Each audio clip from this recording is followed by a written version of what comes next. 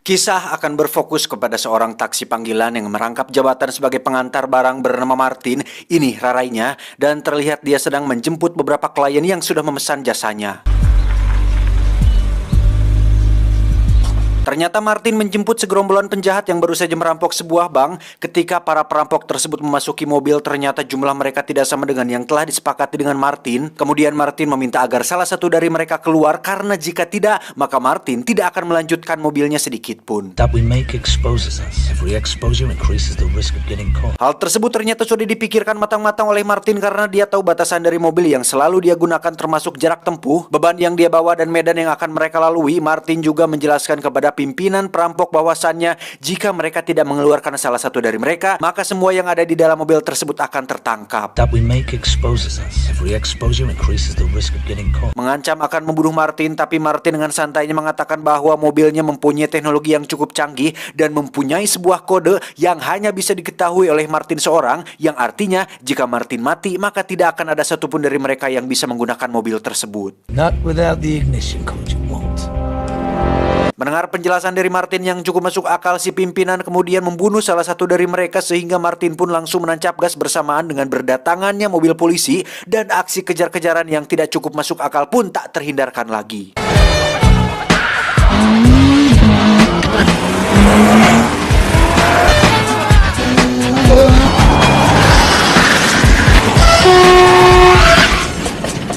Sesampainya di lokasi yang telah mereka sepakati, ketua perampok kemudian memberikan bayaran untuk Martin dengan sedikit tambahan karena dia telah menyelamatkan mereka semua. Dia juga meminta agar Martin bisa mengantar mereka ke tempat tujuan yang sebenarnya. Akan tetapi dengan berat hati Martin harus menolaknya karena hal tersebut telah keluar dari kesepakatan. Dia juga mengambil uang tip dari penjahat tersebut dan hanya mengambil jumlah uang yang seharusnya. Keesokan paginya, Martin didatangi oleh seorang inspektur bernama Tacconi. Ini bebenguknya. Di sana dia mulai menginterogasi Tacconi tentang kejadian perampokan yang telah terjadi kemarin. Namun karena argumen dari Martin yang cukup kuat, maka Tacconi harus pulang tanpa mendapatkan informasi sedikit pun darinya. Door's always open to you. Setelah kepulangan inspektur, Martin kemudian menerima sebuah panggilan yang ternyata memintanya untuk mengantarkan sebuah barang. Singkat cerita, akhirnya Martin bertemu dengan orang yang menelponnya beberapa saat yang lalu. Di sana si klien memberikan spesifikasi tentang barang yang akan dikirim oleh Martin. Martin juga menjelaskan beberapa aturan kepada si klien terkait pekerjaannya, dan setelah mencapai kesepakatan, akhirnya Martin memutuskan untuk pergi dari sana. Keesokan harinya Martin pergi ke tempat yang telah mereka sepakati untuk menjemput paket dan mengantarkannya. Setelah selesai memasukkan paket ke dalam mobil, Martin pun mulai memacu mobilnya agar pekerjaannya cepat selesai. Awalnya perjalanan Martin cukup menyenangkan tanpa adanya hambatan sedikit pun, akan tetapi semua berubah ketika ban mobilnya bocor. Ketika hendak mengambil ban di bagasi, dia tak sengaja melihat paketnya yang bergerak sehingga membuat Martin cukup penasaran. Singkat cerita, setelah bannya diganti, Martin kembali melanjutkan perjalanannya ke sebuah tempat makan. Dan setelah selesai, Martin tiba-tiba merasa iba dan membeli sebotol minuman. Kemudian ketika Martin melanjutkan perjalanannya, dia kembali berhenti di suatu tempat dan membuka paketnya yang menandakan bahwa dia telah melanggar peraturannya sendiri. Ternyata wanita tersebut merupakan seorang wanita Asia yang sangat cantik. Dia bernama Lai. Kemudian Martin memberinya minuman agar si cantik Lai tidak terlalu kehausan. Setelah selesai memberikannya minum, Martin kembali melanjutkan perjalanannya yang terus tertunda. Namun lagi-lagi dia kembali terganggu oleh Lai ketika si Lai ini meronta-ronta karena ingin buang air kecil. Kemudian Martin mengikat Lai dengan sebuah tali agar Lai bisa pipis dengan enak dan Martin tidak akan kehilangannya.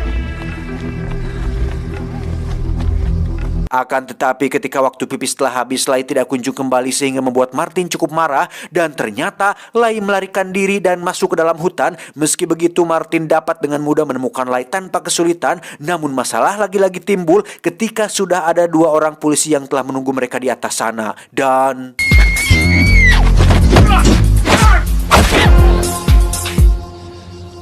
Singkat cerita, akhirnya Martin sampai di tempat tujuan. Dia disambut oleh seorang juragan bernama Wall Street. Ini bebenguknya, dan setelah mendapat bayaran, dia pun memutuskan untuk segera pergi dari tempat tersebut. Namun sebelum pergi, Wall meminta agar Martin mengirimkan sebuah paket lagi untuk dia kirimkan ke suatu tempat. Dan tanpa berpikir panjang, Martin langsung menyetujuinya dan berangkat ke tempat yang diinstruksikan oleh Wall saat itu juga. Ketika sedang makan, Martin terlihat sedang memikirkan sesuatu. Kemudian setelah selesai makan, Martin langsung bergegas kembali ke mobilnya. Akan tetapi sebelum memasuki mobil, Martin tiba-tiba tergoda oleh kaleng soda dan langsung membelinya. Dan setelah selesai membeli minum itu, tiba-tiba...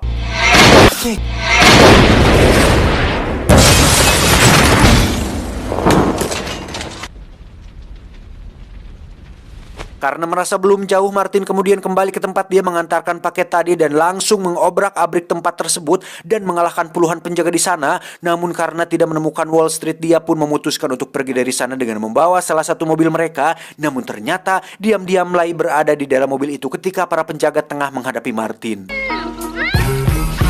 Sempat meninggalkannya karena kesal, Martin kemudian memutuskan untuk membawanya ke rumah. Dan sesampainya di sana, Martin langsung melepaskan dan memberi Lai makanan. Dia juga berpamitan kepada Lai untuk tidur lebih awal supaya otaknya bisa lebih rileks untuk menghadapi hari esok. Keesokan harinya, Wall Street pergi ke rumah sakit untuk menjenguk anak buahnya yang telah dibuat babak belur oleh seorang kurir. Karena tidak terima dengan kenyataan, akhirnya Wall memutuskan untuk membunuh bawahannya di sana.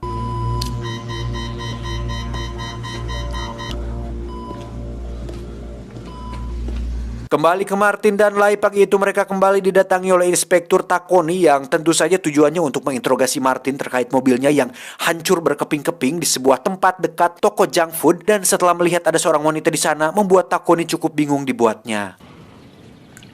Thank you. Inspektur pun mulai menanyai mereka berdua tentang mobilnya, namun Martin hanya menjawab bahwa mobilnya telah dicuri dan setelah itu dia tidak tahu apa-apa. Sementara pertemuannya dengan Lai terjadi ketika dia berjalan sendiri pasca pencurian mobil yang terjadi kepadanya, dan beruntung dia bertemu dengan Lai di jalan dan bersedia untuk mengantarkannya ke rumah. Mendengar hal tersebut dari mereka berdua cukup membuat Inspektur kebingungan. Dia kemudian meminta agar mereka berdua pergi ke kantornya siang hari nanti. Would you mind walking, man? Setelah selesai dengan si inspektur, Martin merasa bahwa suasana di rumahnya terlalu sunyi hingga dia berkata kepada Lai bahwa rumahnya tidak pernah sesunyi ini hingga tiba-tiba...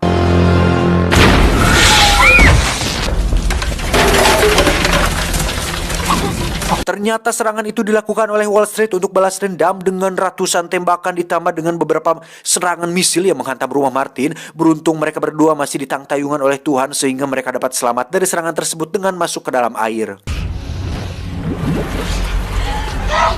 Mereka berdua pun menyelam di dasar lautan lepas hingga sampailah ke sebuah rumah yang disinyalir merupakan rumah kedua dari seorang Martin yang tentunya tidak diketahui oleh siapapun. Di sana Martin terus menggerutu tentang kesalahan fatalnya yang tiada lain telah membuka paket yang menjadi pantangan terbesarnya ketika menjadi seorang kurir. Karena lelah dengan setiap keluhan dari Martin, Lai pun langsung menghopetnya saat itu juga. Singkat cerita, setelah acara penghompetan selesai, mereka berdua pun langsung pergi menemui si inspektur untuk memberi keterangan. Si inspektur kemudian bertanya kepada Martin terkait rumahnya yang telah hancur. Namun lagi-lagi Martin mengelak bahwasannya dia dengan Lai sedang berenang di suatu tempat yang romantis. Dan ketika mereka pulang, rumahnya sudah berada dalam kondisi yang mengenaskan. Who wants witnesses?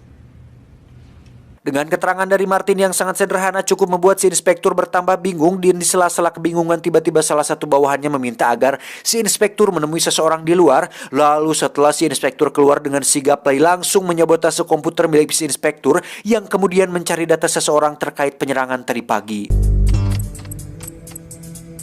Tidak membutuhkan waktu lama bagi Lai, dia dengan mudah dapat menemukan orang yang telah menyerangnya. Dan orang itu pastinya adalah si Wall Street. Dan tak lama kemudian, inspektur kembali datang. Namun beruntung Lai sudah selesai dengan urusannya.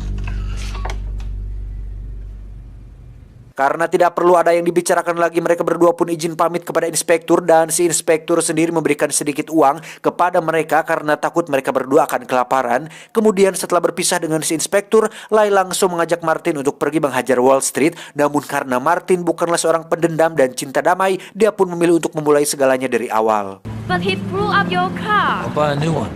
Dengan jurus air mata kesedihan, Lai kembali membujuk Martin dengan mengatakan bahwa ada 400 orang yang sedang berada di dalam sebuah kontainer, termasuk seluruh keluarganya, dan yang mengetahui lokasi dari kontainer itu merupakan orang itu sendiri. Dan setelah mendengar hal memilukan itu, Martin sedikit demi sedikit mulai luluh dan langsung pergi menuju perusahaan yang dijalankan oleh Wall Street.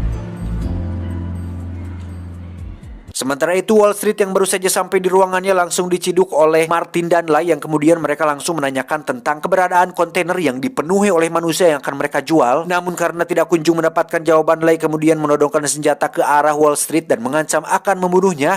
Namun tidak lama kemudian, ayahnya datang yang ternyata merupakan dalang di balik semua penjualan manusia itu sendiri. Sementara itu, Martin langsung dibogem oleh Wall Street dan dibawanya hingga pingsan. Namun sebelum pingsan, Wall mengatakan bahwa bukan ada 400 orang yang ada di dalam kontainer, melainkan 395 orang yang masih hidup di sana. Only 395 made it here alive. Tak lama kemudian, Inspektur Takoni datang ke rumah Wall yang kemudian dibuat kaget dengan pingsannya seseorang yang sangat dia kenal. Kemudian tanpa pikir panjang, dia langsung membawanya ke kantor polisi untuk ditahan. Hal tersebut terpaksa Takoni lakukan karena Wall Street mengatakan bahwa Martin telah memanfaatkan putri seorang direktur dan mengancamnya, dan karena hal itu Inspektur tidak mempunyai pilihan lain selain menahannya. Singkat cerita, sesampainya di penjara, Inspektur Takoni bertanya beberapa hal kepada Martin tentang apa yang terjadi kepadanya. Kemudian Martin mengatakan bahwa ada 400 nyawa yang sedang dalam bahaya. Dia meminta agar Takoni dapat menyelesaikan masalah tersebut demi menyelamatkan nyawa 400 orang tersebut daripada harus menunggu polisi menunggu tindakan yang akan berbenturan dengan aturan mereka. Dia juga berjanji akan menyelesaikan masalah tersebut kurang dari 12 jam. With me, it doesn't take 12 months to get the job done. Oh, yes, I know. Mendengar hal tersebut, adrenalin Takoni langsung meningkat sehingga dia menyarankan agar Martin menjadikannya sandera supaya mereka bisa keluar dari sana. Kemudian rencana mereka pun dimulai hingga akhirnya mereka berdua berhasil keluar dari sana. Beberapa menit berlalu, akhirnya sampailah Martin di sebuah dermaga. Dengan sebuah perahu kecil, dia memutuskan untuk menyelamatkan Lai dan 400 orang lainnya sendirian. Sementara itu, Inspektur Takoni diminta langsung pulang oleh Martin karena dia tidak suka bekerja secara kelompok. Singkat cerita, tibalah Martin di sebuah dermaga yang dipenuhi dengan ratusan kontainer dengan beragam isian di dalamnya. Karena terlalu banyak kontainer di sana, Martin pun menggunakan alat bantu yang bernama stetoskop untuk mendengar bunyi kehidupan yang ada di dalam kontainer tersebut.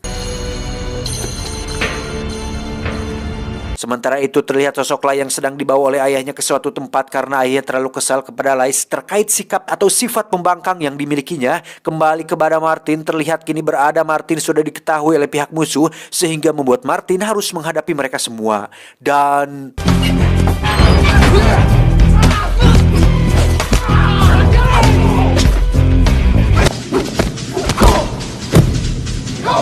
aksi pukul-pukulan dan kejar-kejaran yang sangat menegangkan tidak dapat dihindari oleh Martin sampai dia harus kehilangan baju beserta orang yang dikejarnya.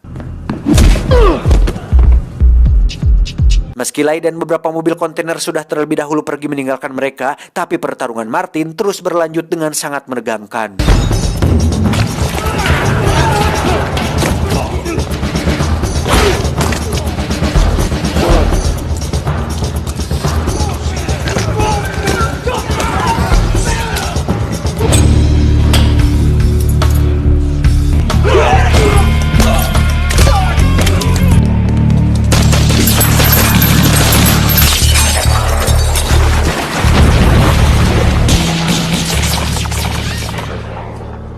Singkat cerita, pagi pun tiba. Martin memulai aksinya pagi itu dengan mencuri sebuah mobil untuk mengejar ketertinggalannya menyelamatkan Lai. Namun karena spek mobil yang tidak mumpuni, akhirnya mobil tersebut ngebul sehingga Martin tidak dapat melanjutkan kembali pengejarannya. Namun tiba-tiba dia melihat sebuah pesawat pribadi milik seseorang yang hendak mendarat. Melihat hal tersebut, Martin pun berinisiatif untuk mengejarnya.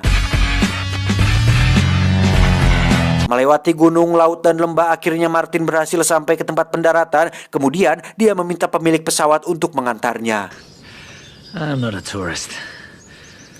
Singkat cerita, setelah sedikit negosiasi, akhirnya si pemilik pesawat pun bersedia mengantarkannya. Lalu setelah dirasa cukup dekat dengan target, Martin pun langsung terjun bebas dan mendarat di atas salah satu mobil kontainer incarannya. Dan pertarungan pun kembali dilanjutkan di sana.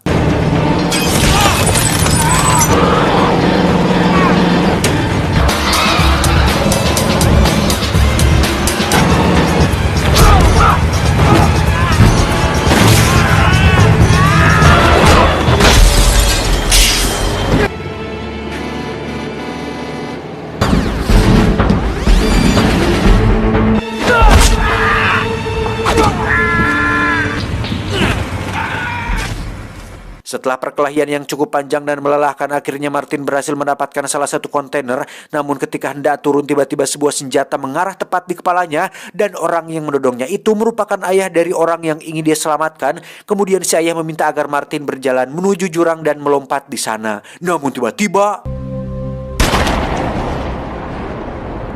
dan ternyata Lai telah berhasil membunuh ayahnya sebelum si ayah berhasil membunuh Martin. Dan tidak lama kemudian inspektur datang dengan membawa beberapa pasukan. Mereka juga langsung membuka kontainer yang isinya dipenuhi dengan ratusan orang Asia yang hendak dijual oleh ayahnya si Lai. Tamat ending yang cukup membagongkan. Cuau, cuau, cuau.